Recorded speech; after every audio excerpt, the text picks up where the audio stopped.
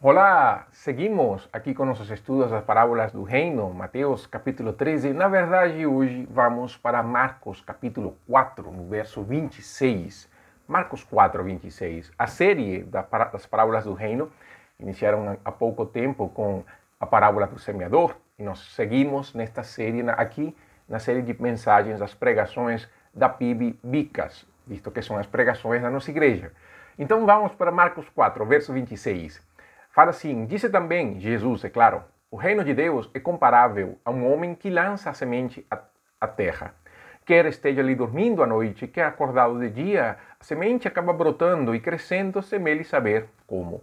A terra produz o grão por si mesma, primeiro a planta, depois a espiga e por último o grão que enche a espiga. Mas assim que o grão amadurece, o homem logo lhe passa a foice, porque chegou a colheita.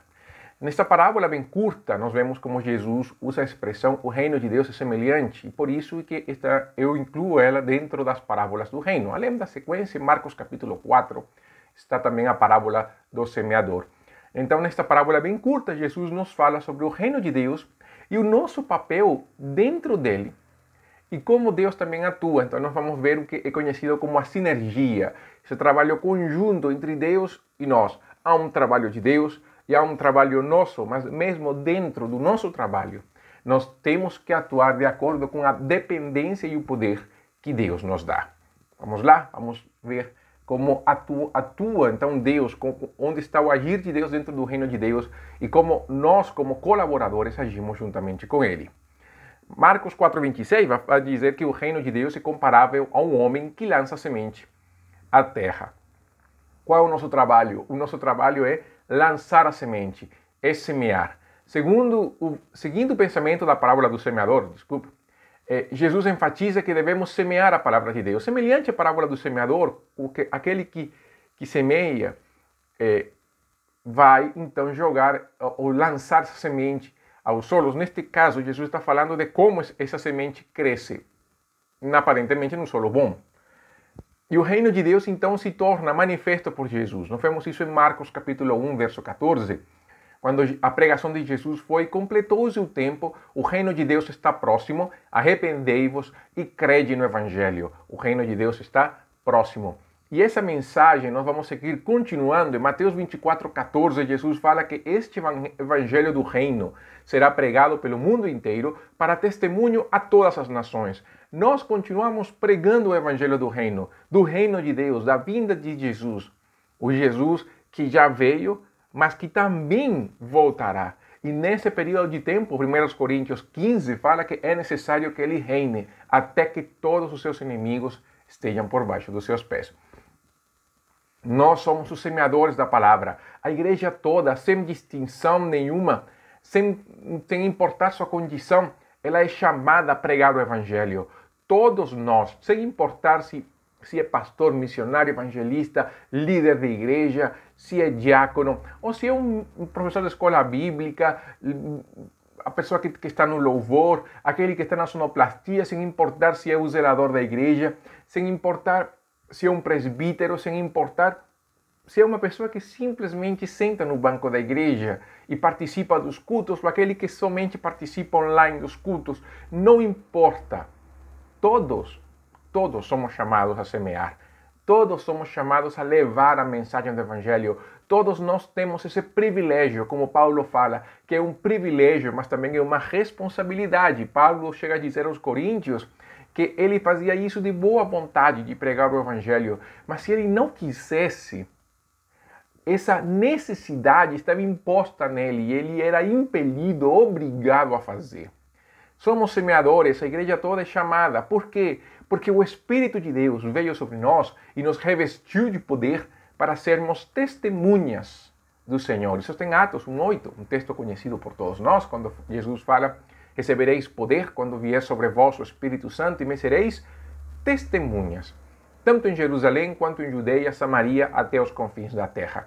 Somos chamados a testemunhar de Cristo, somos chamados a compartilhar aquilo que Pedro fala das virtudes daquele que nos chamou das trevas para a sua maravilhosa luz. Então, o nosso papel é semear. Agora, o que Deus faz?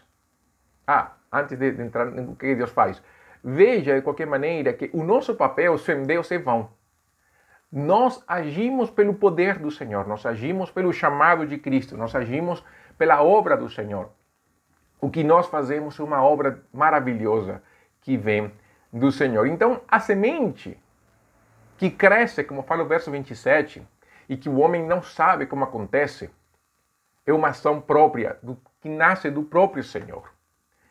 Isso aí é o trabalho direto de Deus dentro do coração humano. Quer esteja ela dormindo à noite, ele dormindo à noite, o semeador, quer acordado de dia, a semente acaba brotando e crescendo sem ele saber como. É claro que hoje nós sabemos, eu acho que você também fez, eu já fiz, sendo crianças, o trabalho de germinar plantas, a gente começa a ver a raiz, como cresce, o talinho, aí saem então as primeiras folhas, fica aquela coisa linda. Mas naquela época ninguém fazia esses testes de germinar. Jogavam a semente, eles sabiam que ia dar. Como acontecia o crescimento, ele não estava nem aí. O que interessava, na verdade, era que desse fruto. Então, Jesus fala que esse processo de crescimento vem de Deus. Isso nasce do próprio Senhor. Por mais que nós nos preocupemos, o crescimento acontece no solo, escondido. Lembre o que Paulo escreveu aos Coríntios, na primeira carta, no capítulo 3, no verso 4, quando Jesus fala: quem é Apolo? Quem é Paulo? São apenas servos, por meio de quem crestes, conforme o Senhor concedeu a cada um. Eu plantei, Apolos regou, mas foi Deus quem deu o crescimento, de modo que nem o que planta, nem o que rega são alguma coisa, mas sim Deus que dá o crescimento. Então, quem planta fielmente pode esperar do Senhor o crescimento da semente no coração da pessoa. Isso que a Bíblia fala em Isaías. Deus fala em Isaías capítulo 55 que sua palavra não volta vazia, sino que ela fará aquilo para o qual foi enviada. A ação de Deus, quando nós pregamos o Evangelho, é justamente quando nós lançamos essa semente, é plano de Deus nessa hora fazer que essa semente então frutifique, fazer que essa semente então penetre nas profundidades do coração. É claro que nós podemos falar aqui um pouco sobre, dependendo do solo também vai depender do crescimento. Sim, isso é uma grande verdade. Mas entenda uma coisa, quando o solo é bom, Deus dá o crescimento. Mas nós vamos falar um pouco sobre isso, porque parece, até certo ponto, que a parábola é como que lançar e largar. E não é bem assim. Mas isso vamos ver daqui a pouco. Então, no reino de Deus, o crescimento, então, ele é natural e não é forçado. E isso é muito interessante quando nós falamos de maturidade cristã, de crescimento da fé. Porque Jesus vai falar no verso 28, a terra produz o grão por si mesma.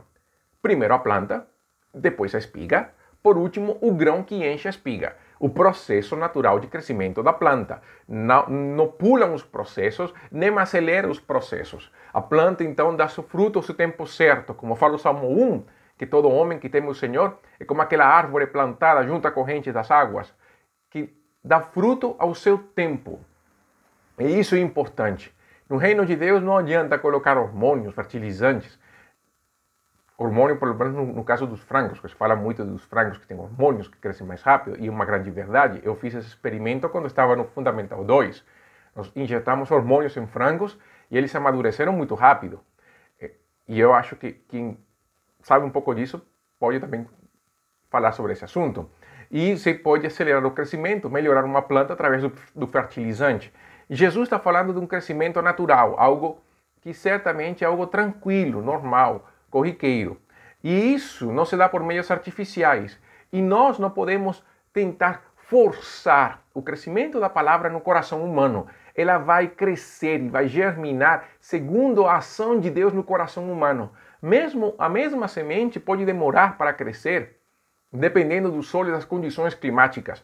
Nós temos que permitir a ação de Deus no coração da vida e não tentar acelerar, porque acabamos atrapalhando o processo. Então, ela cresce, germina, cresce. Ela nasce, germina, cresce, produz fruto. Então, assim, há uma mudança interior no ser humano. Há uma transformação de vida no ser humano que vai se exteriorizando na medida em que a pessoa vai conhecendo, amando e servindo ao Senhor. Todos nós passamos por esse processo. Há uma transformação profunda e imediata através da nossa conversão. Acontecem coisas milagrosas no momento da conversão e muita coisa nossa muda. mas outras não.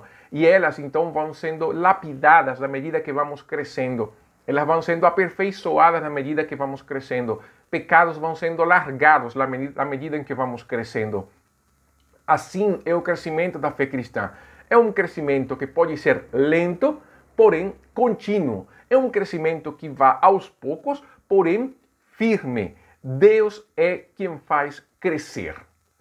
É muito melhor uma mudança devagar, pero constante e firme, do que uma conversão radical como resultado das emoções. As mudanças lentas, porém firmes, nascem da ação do Espírito Santo como elemento santificador e ao mesmo tempo firmar a pessoa na palavra de Deus.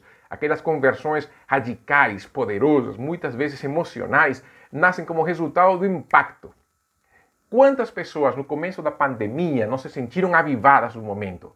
E falaram agora sim, e entraram, e se arrependeram dos pecados e tal, porque pensaram que fazendo isso, possivelmente, ou querendo, ou consciente ou inconscientemente, eles pensaram que fazendo isso, e todo mundo fazendo isso, todo este processo ia acelerar, e a pandemia ia acabar mais rápido. Porém, isso não aconteceu. Então, essa emoção do começo queimou todo o gás que tinha, e agora pode ser que esteja devagar, o mesmo estado anterior ou um pouquinho melhor, ou pior ainda. Então, não procure, nem você, nem nos outros, acelerações do processo de santificação. É um processo que vai se dar devagar, porém constante, firme, e algo que sempre vai acontecer. Então, a obra no interior do coração não é nossa, nem em nós, nem nos outros.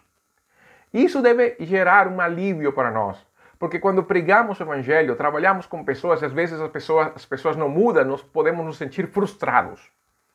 Isso acontece com os pastores, acontece com professores de escola bíblica, isso acontece com todo aquele que ensina e evangeliza. Há uma certa frustração pelos corações endurecidos das pessoas. Mas entendamos, o nosso trabalho é semear, o nosso trabalho não é forçar alguém a que conheça o Evangelho. Nós temos que lançar a semente, mesmo que ninguém nos ouça. Porque essa parte é exclusiva do Senhor.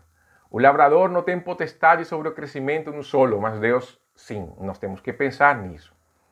Por isso, amados, no reino de Deus, nós colhemos o que semeamos. Verso 29 fala, assim que o grão amadurece, o homem logo lhe passa a foice porque chegou a colheita. Então, quando está pronto, podemos nos preparar para colher. Na carta aos Coríntios, na primeira carta, no capítulo 3, verso 8, Paulo fala, o que planta e o que rega trabalham com o mesmo propósito, e cada um receberá sua recompensa segundo o seu trabalho.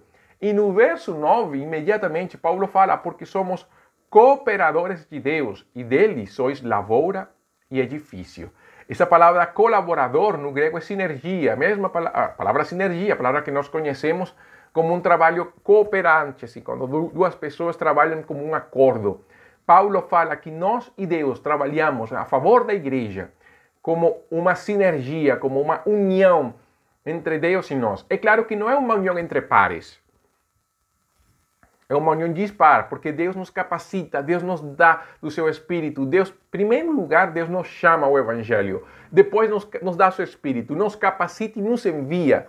Então, tudo aquilo que nós temos vem de Deus. Paulo escreve aos Filipenses que Deus coloca em nós tanto o querer como o realizar, segundo a sua boa vontade. Mas mesmo assim, apesar dessa ação divina de Deus, apesar dessa ação primária de Deus, apesar dessa ação soberana, escolhidos pelo Senhor, mesmo antes da fundação do mundo, nós, através da nossa obediência, somos atuantes nessa hora. Porque se não obedecermos, nós lembramos de Jonas. Então Jonas não quis e Deus disciplinou Jonas para Jonas aprender. De qualquer maneira, nós vamos fazer.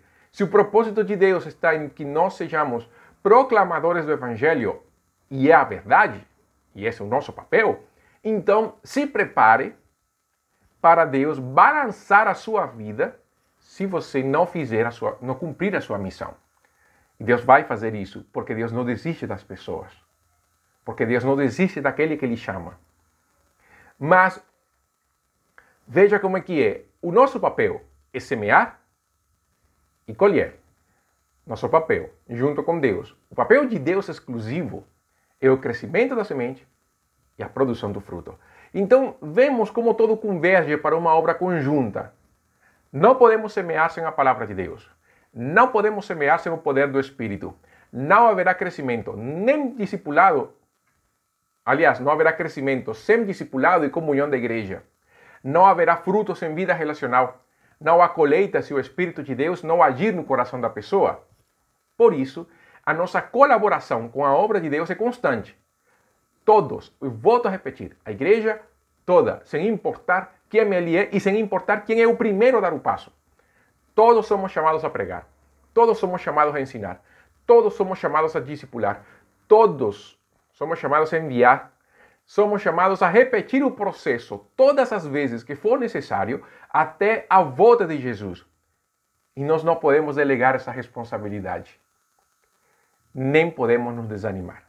Como um dos slogans da Junta de Missões Nacionais da nossa Convenção Batista Brasileira, recuar jamais. Está em nós, pelo poder do Espírito, pregar o Evangelho. Paulo fala para Timóteo, pregue a palavra a tempo e fora de tempo. Esse é o nosso papel. Todos. Não espere por alguém. Faça você. Seja o primeiro a fazer. E Deus abençoará a sua vida. Vamos orar então. Senhor, muito obrigado nesta manhã, nesta hora, pela tua misericórdia e graça. Obrigado, Deus, pelo privilégio que nós temos de conhecer o Senhor, de sermos chamados pelo Senhor para uma obra tão honrosa como é pregar o Evangelho. Deus, que nós possamos viver a cada dia segundo o desígnio da tua vontade, amando e servindo o Senhor com todo o nosso coração, e que nós possamos, ó Deus, no serviço, Senhor, encontrar também a nossa felicidade plena. Desperta os nossos corações para que possamos pregar o Evangelho com ousadia para a tua glória, Pai. Nós oramos em nome de Jesus. Amém. Na próxima mensagem, voltamos a Mateus, no capítulo 13. Vamos a falar da parábola do trigo e do joio. Até então, que Deus abençoe.